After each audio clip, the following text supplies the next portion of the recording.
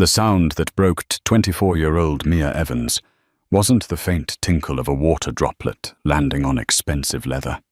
It wasn't the collective, sharp intake of breath from the surrounding tables at Manhattan's most exclusive restaurant area.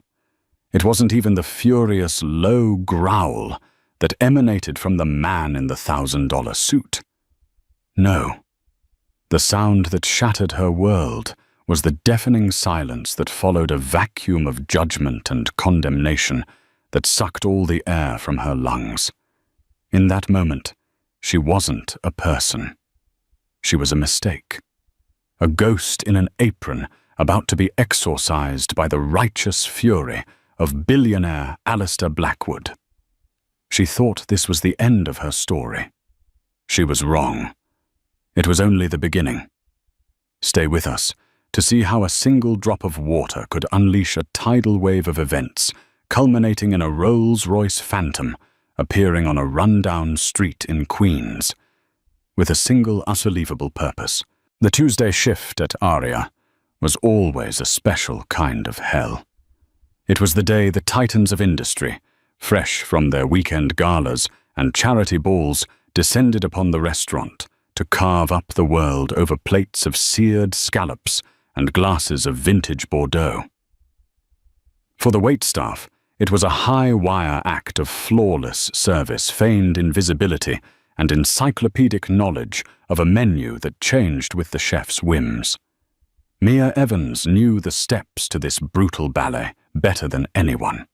For 2 years, she had perfected the art of the silent pour, the unobtrusive plate placement, the serene smile that betrayed none of the chaos churning within her. Today, that chaos was a maelstrom. Her younger sister Lily had woken with a fever, her already fragile lungs rattling with a cough that sounded like tearing silk. The nebulizer had helped, but the pharmacy had called the copay for her new prescription was higher than expected. It was a sum that to the patrons of Aria was less than the cost of their appetizer. To Mia, it was a mountain. She was already on her 9th hour, a double shift she'd picked up to cover the pharmacy bill. Her feet throbbed, a dull, persistent ache that radiated up her spine. Her head pounded from the low hum of self-important conversations and the pressure of her manager's, Mr. Henderson's, ever-watchful gaze. He moved through the dining room like a shark, smelling for the slightest drop of blood in the water, a misplaced fork, a delayed order, a smile that didn't quite reach the eyes. And then at 8:15 p.m., Alistair Blackwood walked in. He didn't just enter a room, he conquered it. The ambient chatter seemed to dip the clinking of cutlery, softening, as if out of respect or fear. He was a man forged in the crucible of Wall Street, known for his ruthless takeovers and a temper as legendary as his fortune. Dressed in a bespoke charcoal suit that probably cost more than Mia's car, he radiated an aura of intense predatory energy. His dark hair was impeccably styled, his jawline sharp enough to cut glass, and his eyes a piercing cold grey, missed nothing. He was seated at table 7, Mia's station. "Good evening, Mr. Blackwood," Mia said, her voice a practiced melody of calm professionalism. She placed the leather-bound menu on the table. He didn't look at her. His attention was fixed on his phone, his thumb swiping angrily at the screen. Water. Still. No ice. "And I want the Wi-Fi password, now." The words were clipped, each one a shard of ice.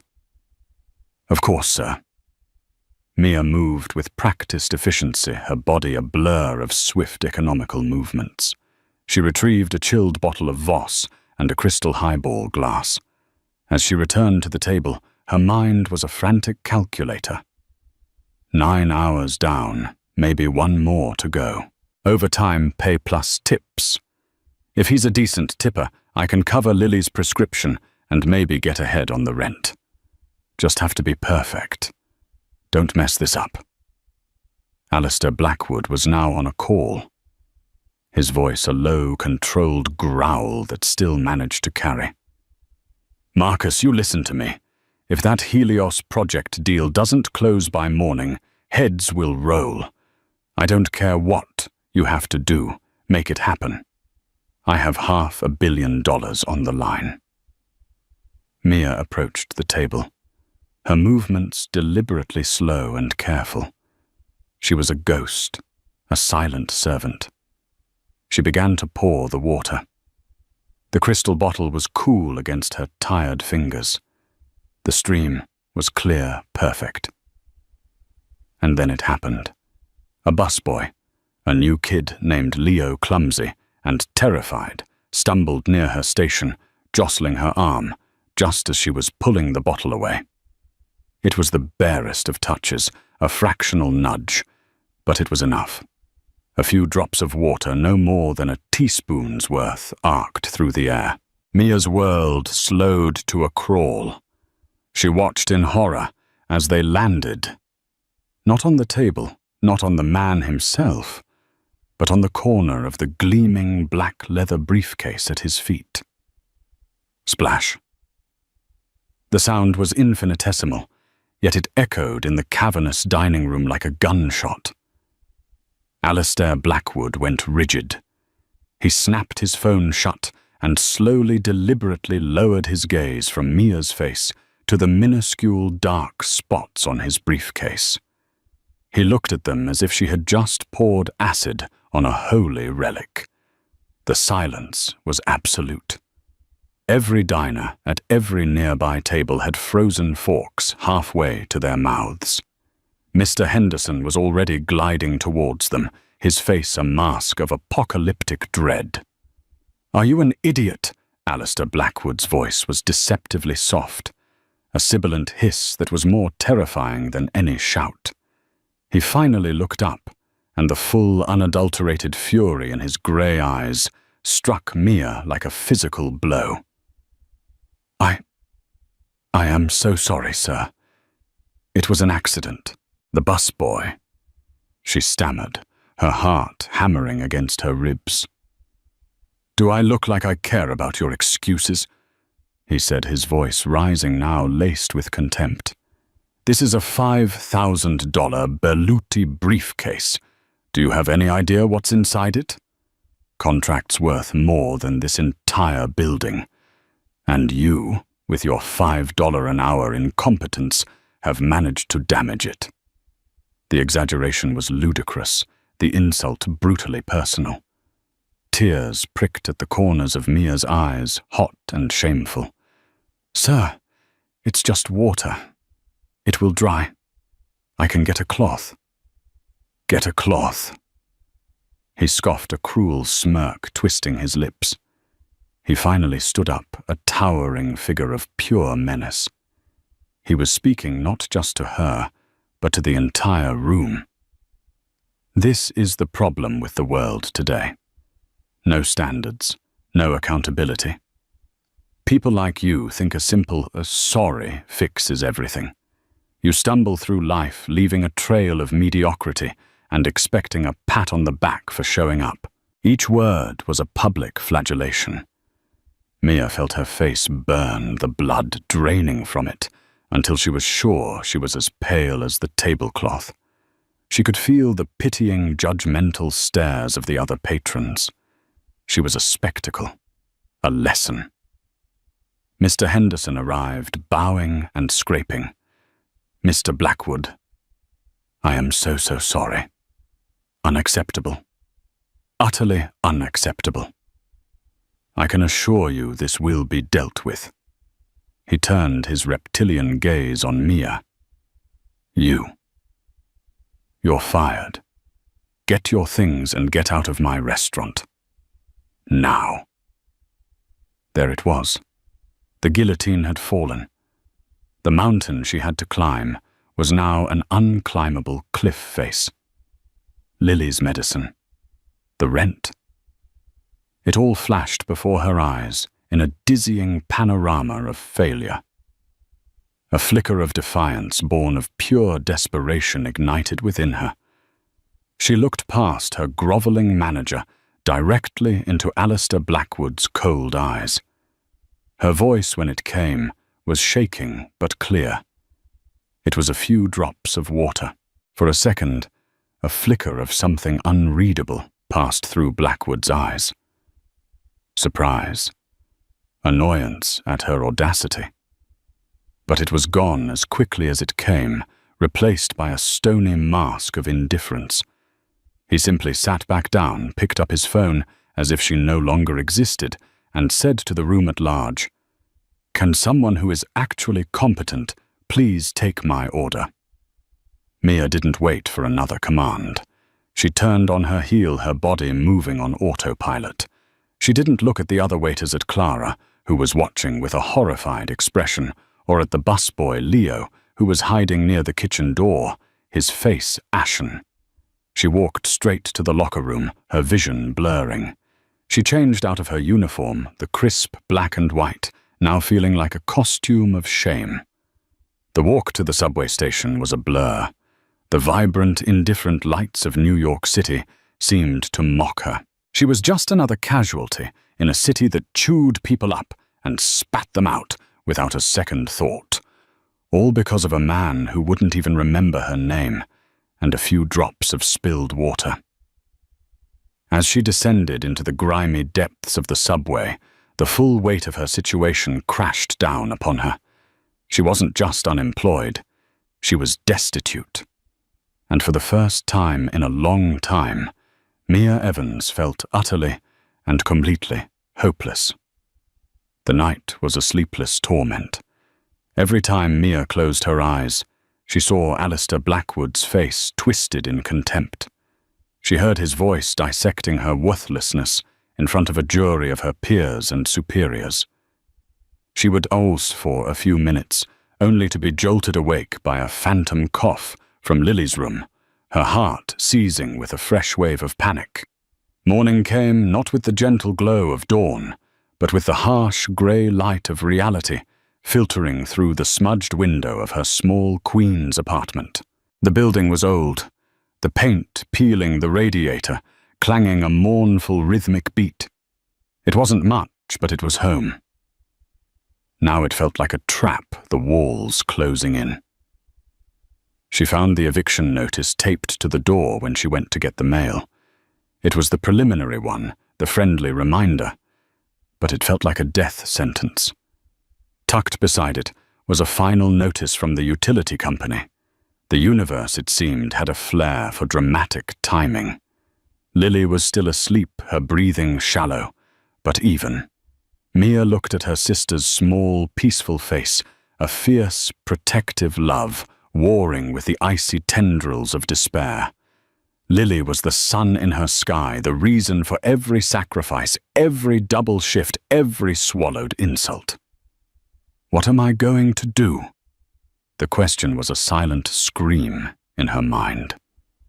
She spent the morning in a zombie-like trance, her laptop open to job search websites. Waitress, hostess, barista. Each click felt like another step down a ladder she had been desperately trying to climb. She had been taking online courses in graphic design, slowly building a portfolio, nurturing a small, fragile dream of a life where her creativity, not her servitude, paid the bills. That dream now seemed like a cruel joke. Around 1100 a.m., a strange sound penetrated her fog of misery.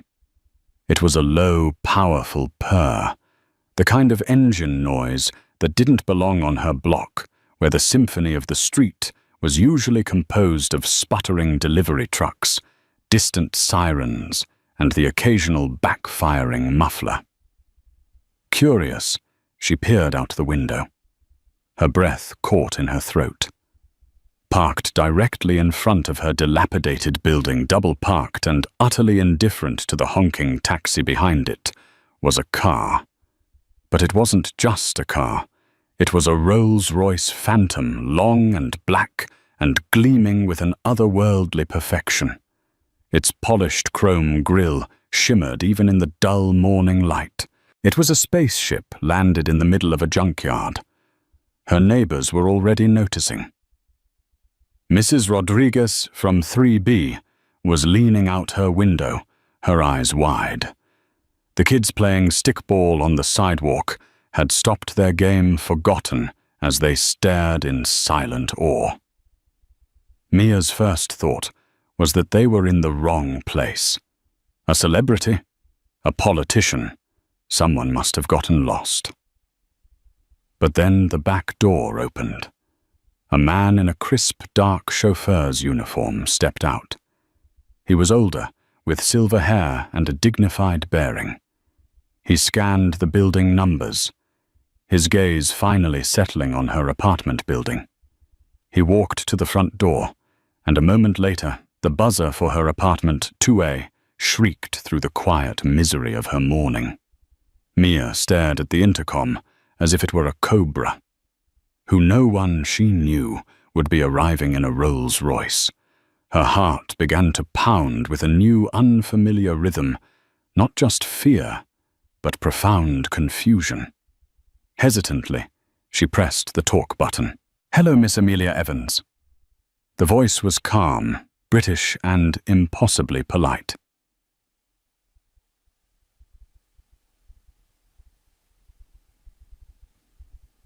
"Yes, my name is Arthur. I'm here on behalf of Mr. Alistair Blackwood. He has requested your presence." The name hit her like a physical shock. Alistair Blackwood, the man from the restaurant, the architect of her ruin. Her blood ran cold.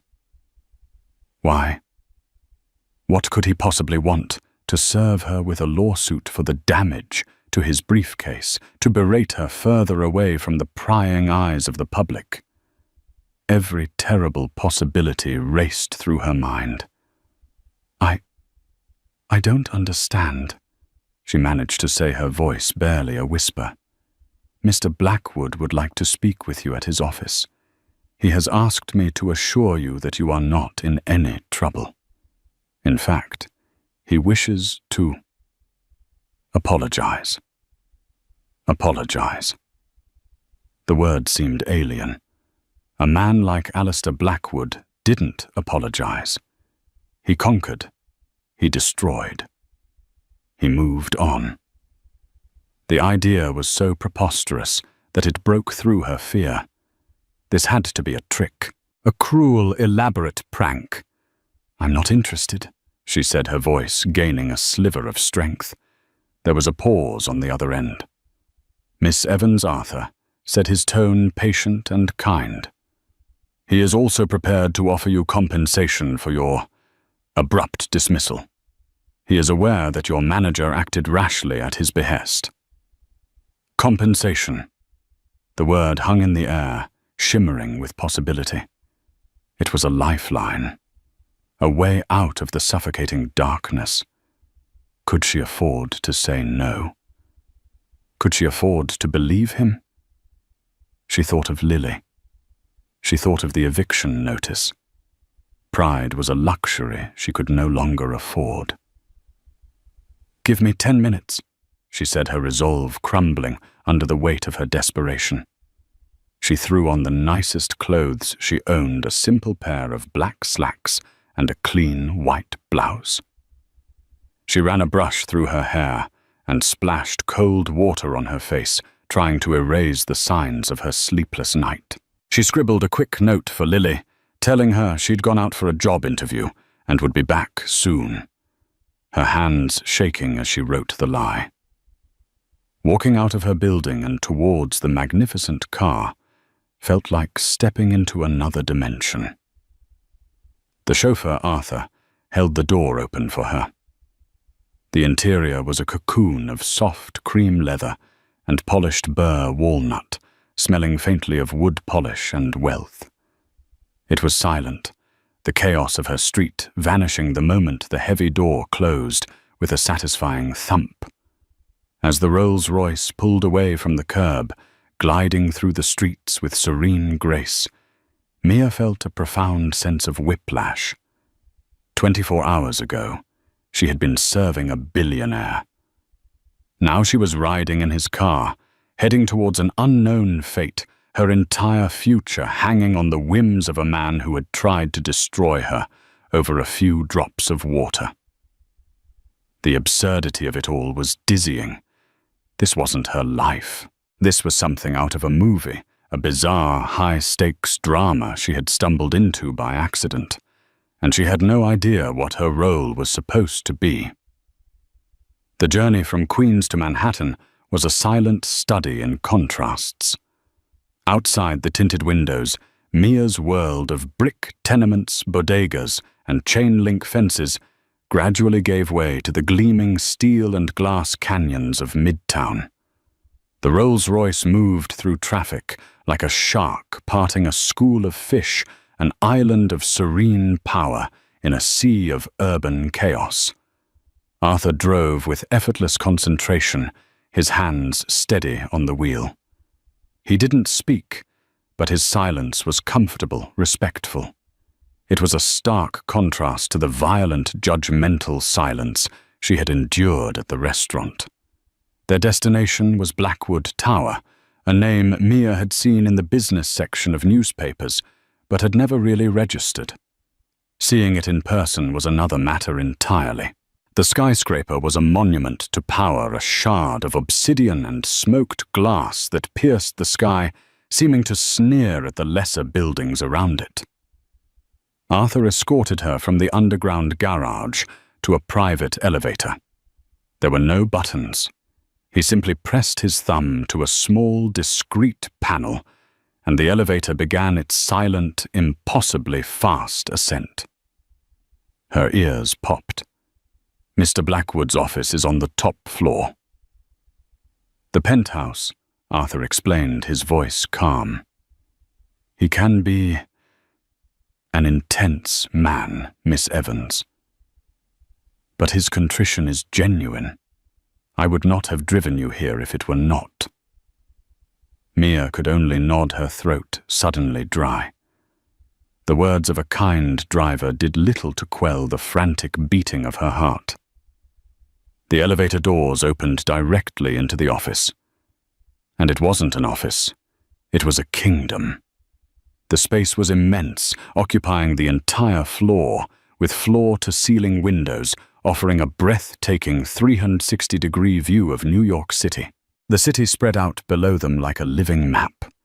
The furniture was minimalist and modern, a massive black desk that looked like it was carved from a single piece of stone, sleek leather chairs, and abstract art on the walls that probably cost more than her entire apartment building. And there, standing by the window with his back to her, was Alistair Blackwood. He was looking out over his domain, a titan in his natural habitat. He turned as the elevator doors chimed.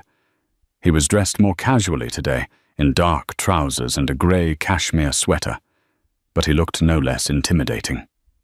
The cold, assessing look in his eyes was the same.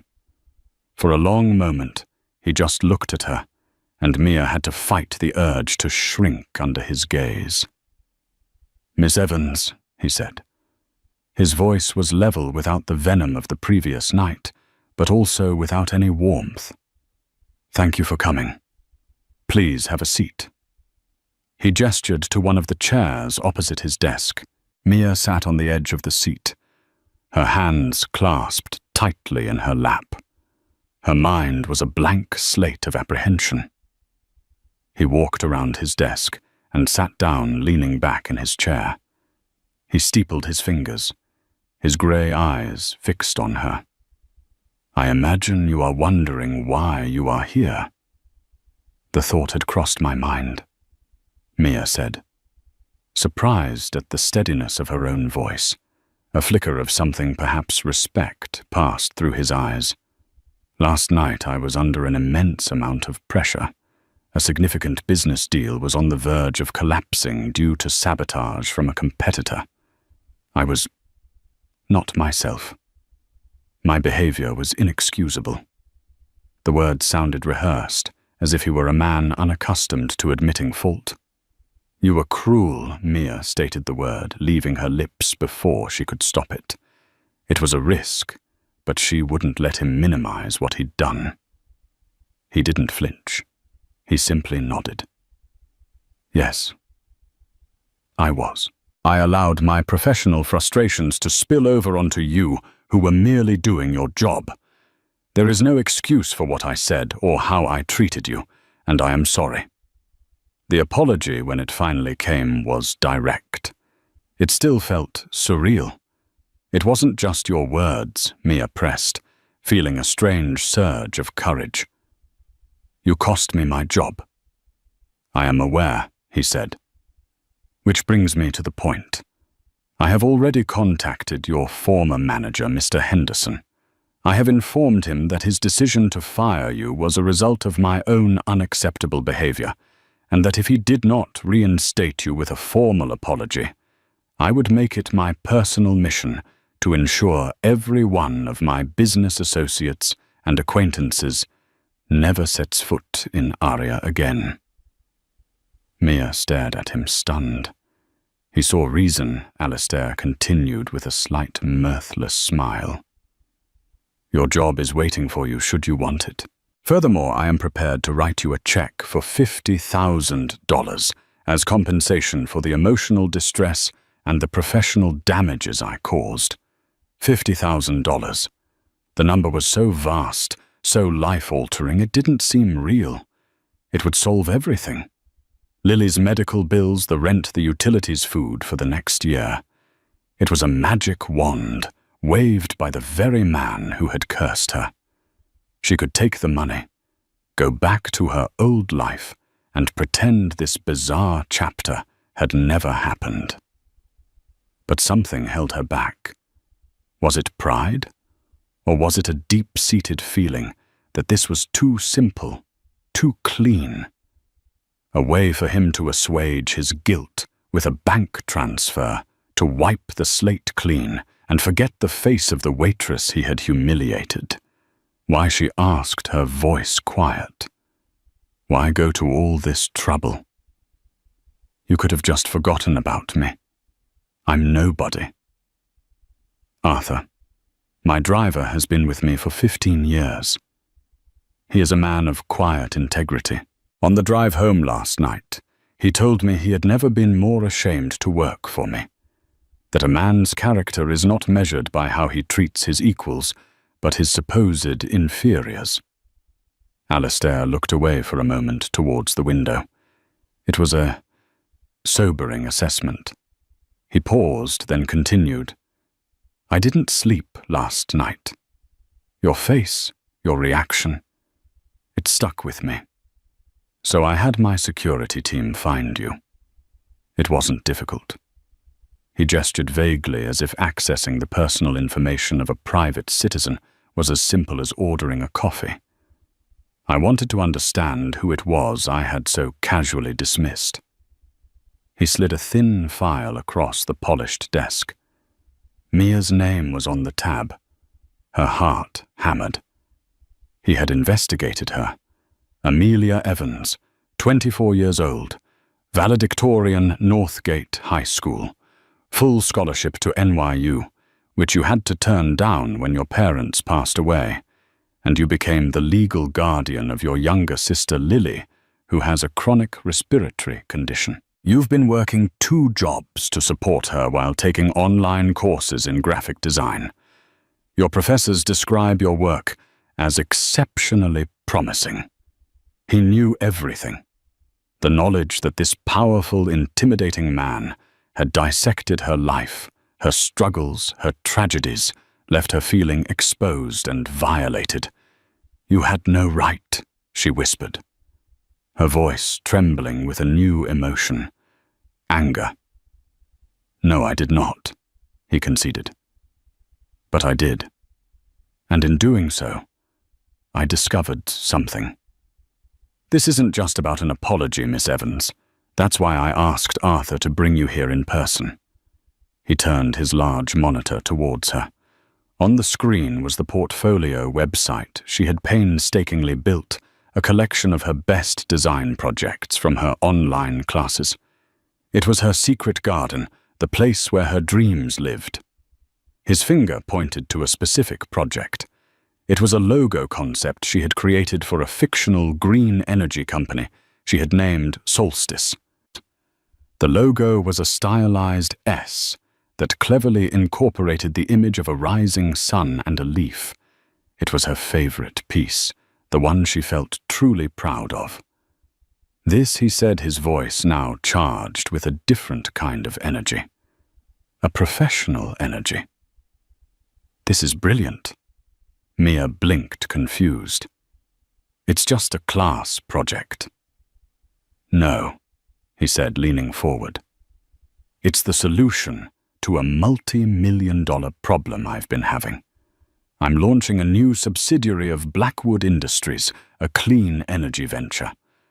Our marketing team, a group of people I pay an obscene amount of money, has been working for 6 months on the branding. They've produced nothing but corporate, soulless garbage. He gestured to her logo on the screen. This has vision. It's clean, memorable, and it tells a story. It's exactly what I've been looking for. The pieces of the puzzle suddenly sammed together in Mia's mind, forming a picture she could never have imagined. This wasn't about guilt. It wasn't about charity. Or at least it wasn't just about that.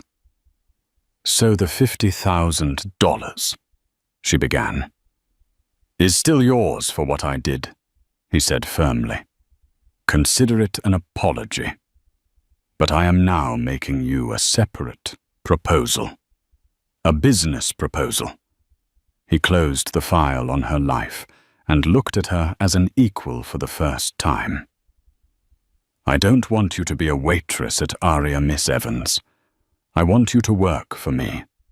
I want you to sell me the rights to this logo, and I want to offer you a 3-month freelance contract to oversee the development of the entire brand identity for my new company. The compensation for that contract will be $200,000. Mia's entire world tilted on its axis. $200,000. The number was astronomical beyond the realm of her wildest dreams. It was escape. It was security. It was the best medical care for Lily. It was a future. But it came from him, the man who just hours before had seen her as less than human. Could she work for him? Could she trust him? She looked from his intense, expectant face to the logo on the screen. Her dream suddenly made real. She took a deep breath, the air in the penthouse office tasting of power and impossible choices. Her life had been irrevocably fractured last night. Now he was offering to piece it back together, not as it was, but as something new and terrifying and extraordinary. The silence in the penthouse office stretched thick with unspoken questions. $200,000. The number echoed in Mia's mind, a siren song of salvation. It was enough to change not just her life, but Lily's. It was the difference between scraping by and truly living, between constant fear and the freedom to breathe. But it was a deal with the devil who had cast her into hell just the night before. She looked at Alistair Blackwood, really looked at him. The predatory intensity was still there, but now it was focused on her not as a nuisance, but as an asset. He saw her talent, her creation, and he wanted it. This wasn't charity. It was an acquisition, and that strangely gave her power. No, she said. Alistair's eyebrows shot up. It was clear he was not a man who heard that word often. No. The $50,000 for your behavior. Mia said, her voice gaining strength with every word. I accept that. Because you're right, it was unacceptable, and it caused me real harm. But the contract for my design work is a separate matter. It's business, and my work is worth more than that. She didn't know where the audacity came from. Perhaps it was the residual anger from the night before. Perhaps it was the dawning realization that for the first time she was holding a card he wanted. The logo and a 3-month exclusive contract for the full brand identity development. She continued, her heart pounding a frantic rhythm against her ribs. My price is $300,000, and I want a dedicated workspace here in this building with full access to your marketing team and project managers. I will not be treated as some girl you took pity on. I will be a professional contractor, and I expect to be treated with the same respect as any of your other department heads. She held her breath, expecting him to laugh, to call her bluff, to throw her out. Instead, Alistair Blackwood leaned back in his chair, and a slow, genuine smile spread across his face. It transformed him. The harsh lines of his face softened, and for the first time, Mia saw a glimpse of the man behind the ruthless tycoon. He looked intrigued, impressed, even amused. Arthur was right about you, he said, almost to himself. He extended a hand across the vast expanse of his desk. Miss Evans, you have a deal. $300,000. Your own office on the 48th floor. Welcome to Blackwood Industries. Mia took his hand. His grip was firm, warm, and sent an unexpected jolt through her. It was a handshake that sealed not just a business transaction, but the beginning of a chapter so wildly different from anything she could have imagined. The next 2 weeks were a blur of radical transformation. True to his word, Alistair had a spacious modern office prepared for her. It had one of the floor-to-ceiling windows, offering a view that made her old apartment feel like it was on a different planet. He provided her with a state-of-the-art computer design software and a corporate expense account. The first check, the $50,000, cleared in her bank account the next day. The sheer relief was a physical sensation, like a heavy cloak being lifted from her shoulders. She paid the rent, the utilities, and walked into the pharmacy, placing the full amount for Lily's next 6 months of medication on the counter, without even checking the price. For the first time in years, the knot of financial anxiety in her stomach began to loosen. Life inside Blackwood Tower was another matter. It was a culture shock of the highest order. The employees were sleek, ambitious, and moved with a sense of purpose that bordered on aggression. In her simple blouses and slacks, Mia felt like a sparrow that had wandered into an aviary of eagles. Whispers followed her down the hallways. Everyone knew the story, or at least a version of it. They knew she had come from nowhere, that the CEO himself had plucked her from obscurity. Some viewed her with curiosity, others with suspicion. The marketing department in particular treated her with a thinly veiled hostility. She was the amateur who had shown them up, the waitress who had succeeded where they had failed. Their leader, a sharp woman named Eleanor Vance, made her disdain clear through polite cutting remarks and a refusal to make eye contact. Mia's refuge became her work. She poured all her energy, her talent, and her frustration into the Solstice project. She wasn't just designing a brand. She was building a fortress, proving to herself and everyone else that she belonged there, that she had earned her place through merit, not pity. Her interactions with Alistair were frequent and intense. He was a demanding client, his attention to detail absolute. They would spend hours in her new office debating shades of green, the kerning of a font, the emotional impact of a particular photograph for the website. He would challenge her, push her question, her choices. Why this blue? It feels too cold, he'd say, pointing at a mock-up. It's not cold, it's crisp. She'd counter, pulling up her research. It evokes clarity technology, the sky on a clear winter day. It's about efficiency, not just fuzzy green feelings. That's what sets Solstice apart, right? The tech. During these sessions, the power dynamics between them began to shift and blur. They were no longer Billionaire and Waitress. They were two sharp minds, focused on a common goal. He began to respect her intellect and her unwavering artistic vision. She in turn began to see past the ruthless exterior to the brilliant, passionate innovator beneath. She saw the immense pressure he was under, the weight of the thousands of jobs that depended on his decisions. There were moments, too, of unexpected connection. One evening, working late, he found her staring out the window, a sad, distant look on her face. $100 million view.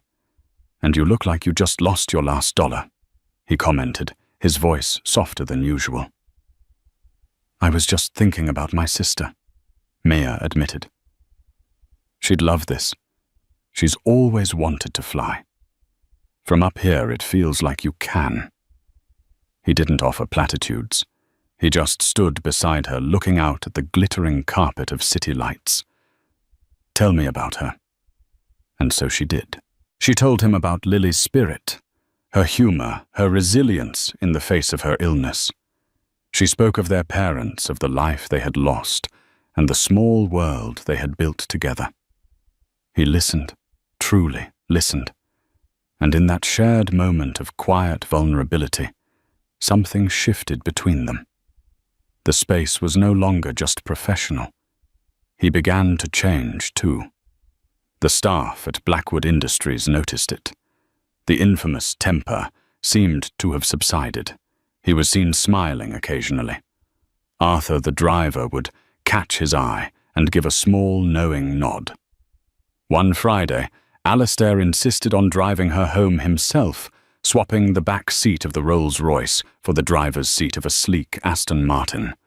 The sight of the supercar pulling up to her Queen's apartment building was even more jarring than the Rolls. "I have a proposition for you, Mia," he said, turning off the engine. His use of her first name felt significant. "My company is sponsoring a wing at the New York Children's Hospital. They have the best pediatric pulmonary specialists in the country. I've spoken to the Chief of Staff. He's agreed to take Lily on as a patient." Mia was speechless.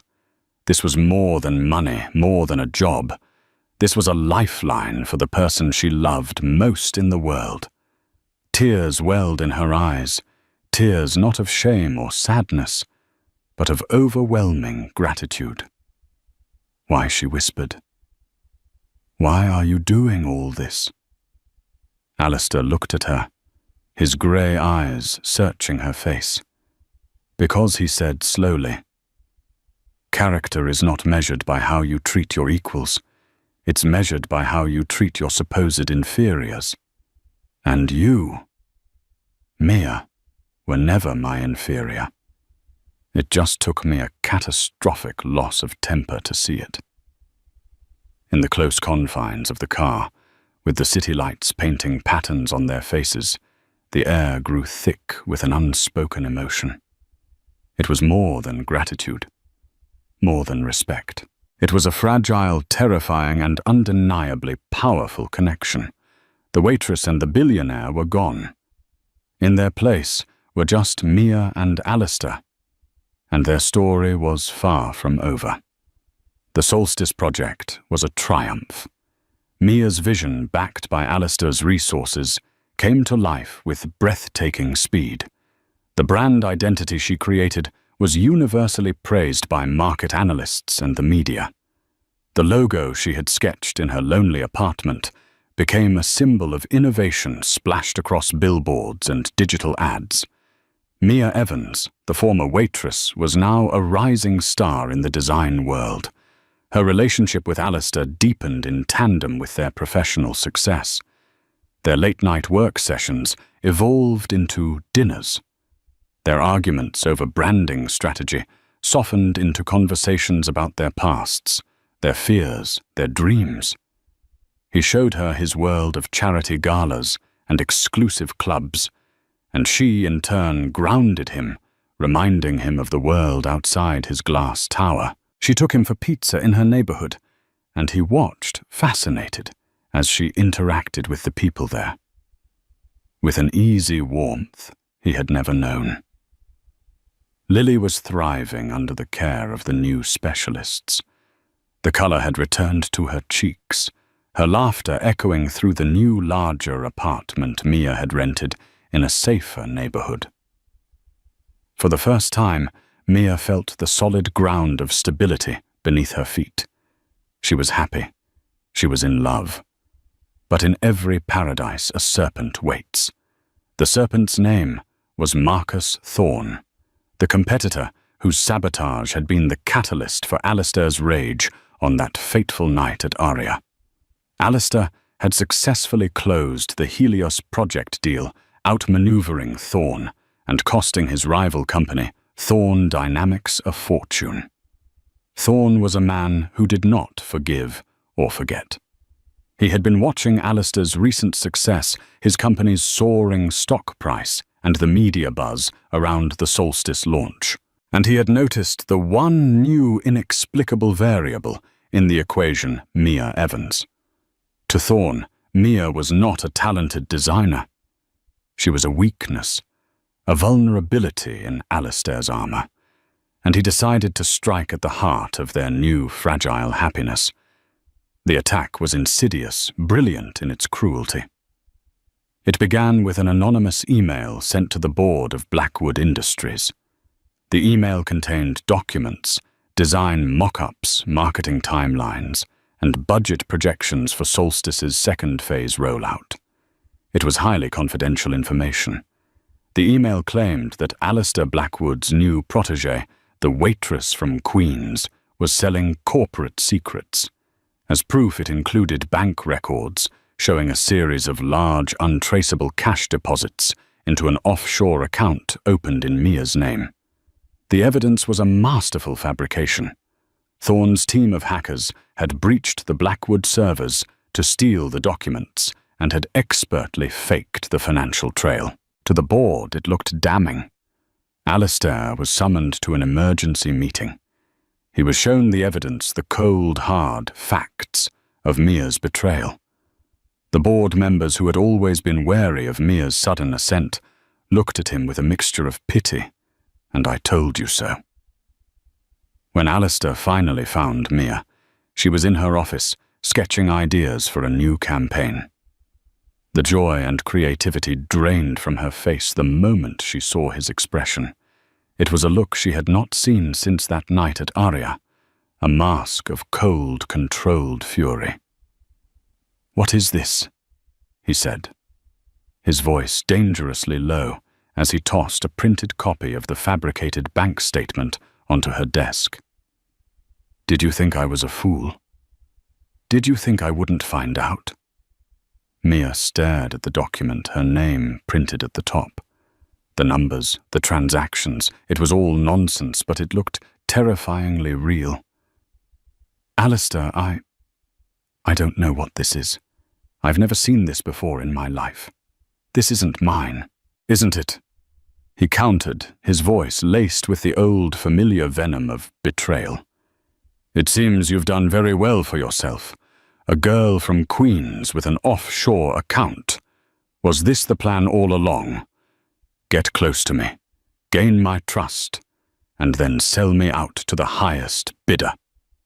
The accusation was so monstrous, so far from the truth that it knocked the air from her lungs. This wasn't the man she had come to love, the man who had stood by her side at the hospital, the man who had shared his secrets with her. This was the Alistair Blackwood from the restaurant, the ruthless tycoon who trusted no one and saw conspiracies in every shadow. All his old demons had come rushing back. "How can you even ask me that?" She whispered, tears streaming down her face. "After everything, how can you believe this?" "The board believes it." He shot back. "The evidence is compelling.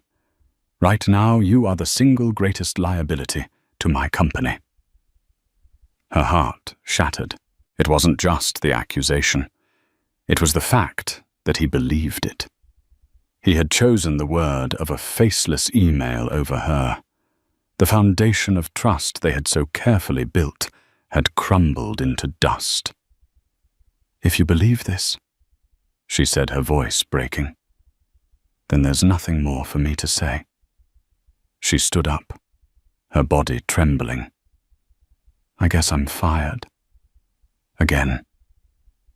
She walked out of the office, leaving him standing there amidst the ruins of what they had built. She didn't go to her new apartment. She went to her old one, the one she had kept for Lily's sake, a reminder of where they came from. She collapsed onto the bed in the empty room, the silence a crushing weight. She had flown so high only to have her wings torn away. The fairy tale was over. For 2 days she heard nothing. She shut off her phone, unable to bear the thought of seeing his name. She told Lily she was working on a special project from home. The lie tasted like ash. Her old friend from Aria Clara came to visit, bringing groceries and offering a shoulder to cry on. "He's a monster," Mia Clara said, her voice fierce with loyalty. "Rich men are all the same. They build you up just so they can enjoy tearing you down." But even as she cried, a small, defiant part of Mia's mind refused to give up. This wasn't right. She was being framed. And as her grief began to subside, it was replaced by a cold, clear anger. She would not be a victim. She would fight back. She turned her phone back on. There were dozens of missed calls from Alistair and a single cryptic text from Arthur. Things are not always as they seem. The strongest steel is forged in the hottest fire. Have faith. Fueled by a new resolve, Mia began to think. She went over the fabricated documents again and again in her mind. The bank statement, the logo designs. There had to be a mistake, a flaw in the forgery. She thought back to the designs that were leaked. They were for the second phase rollout. She remembered presenting them to Alistair in his office just last week. And then it hit her. A single tiny detail. One of the leaked logo variations included a specific shade of blue. It was the very shade he had questioned the one he called too cold. She had argued for it, but he had ultimately vetoed it, asking her to use a slightly warmer tone. The final approved designs, which were saved on the secure server, had the new blue.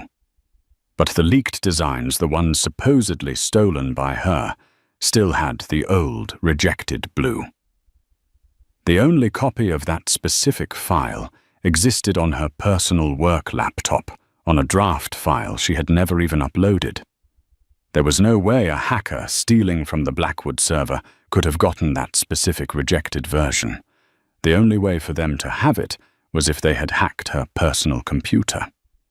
Her fingers flew across her keyboard. She wasn't just a designer. She had learned a thing or two about the digital world. She ran a deep security scan on her laptop. And there it was, a piece of spyware cleverly hidden. It had been installed 3 weeks ago. It tracked her keystrokes, copied her files, and sent them to an encrypted IP address. She traced the IP address. It was routed through a dozen different countries, a classic smokescreen. But with the help of some software her professor had recommended, she peeled back the layers. The signal's origin was a server registered to a shell corporation, a corporation owned by Thorn Dynamics. She had him. She had the proof. At that exact moment, a knock came at her door. Her heart leaped into her throat. She opened it to find Alistair standing there. He looked exhausted, his eyes haunted. He had a file in his hand. "Mia, He began, his voice hoarse. "I know who did it," she said, cutting him off. Her voice ringing with the clarity of truth. It was Marcus Thorne. He hacked my personal laptop, not the company server. And he made a mistake. Alistair looked at her, and for the first time since the accusation, the icy mask on his face cracked. A slow, weary smile touched his lips. He opened the file he was holding. Inside was a detailed report from his own cybersecurity team and a printout of an email. "I know," he said, softly. "It took my team 48 hours, but they found the same thing. The blue. The rejected blue was the key." He held up the email. "This is Thorne's confession. Or close enough." He explained everything. The confrontation in her office, the cruel words. It had been an act. A terrible, necessary act. He knew from the moment he saw the evidence that it was too perfect. It felt like Thorne. But the board was in a panic, ready to oust her and him along with her. He couldn't risk tipping Thorne off that he was suspicious. He had to play the part to make Thorne believe his plan had worked. He had to cut Mia out to protect her, even if it meant breaking her heart and his own. I had to let him think he'd won. "Alistair," said his voice, thick with regret. "I put my best people on it, and I baited him. I sent a fake email from my account to a board member complaining about the financial hole you'd left and discussing our vulnerable new assets. I knew Thorne was monitoring our internal communications. He took the bait. He tried to initiate a hostile takeover using the chaos he'd created as leverage. And in his haste, he exposed his entire network." Mia stared at him, the entire narrative of the past few days, rewriting itself in her mind. The pain, the betrayal, it had all been a strategy. A ruthless, high-stakes chess game where she had been the queen he had to sacrifice to win the war. "You let me believe," she whispered, the hurt still raw. "It was the hardest thing I've ever had to do," he said, stepping closer, his grey eyes pleading with her. "Mia, seeing the look on your face when I accused you, it almost killed me. But it was the only way to destroy him for good. Can you ever forgive me?" Tears welled in her eyes again. But this time, they were not tears of sorrow. They were a complex cocktail of relief, lingering pain, and a deep, overwhelming love for this complicated, brilliant, and infuriating man. He had played the villain to save her. She didn't answer with words. She closed the distance between them and wrapped her arms around him, burying her face in his chest. He held her tightly, as if he was afraid she might disappear. The fairy tale hadn't ended. It had just passed through the darkest part of the forest. And as they stood there in the doorway of her old life, they both knew they had emerged into the light, stronger and more certain than ever before. The serpent was defeated, the paradise reclaimed. So the story of Mia Evans and Alistair Blackwood wasn't just a Cinderella story. It wasn't about a poor girl being saved by a rich man. It was a story about seeing the human being behind the job title.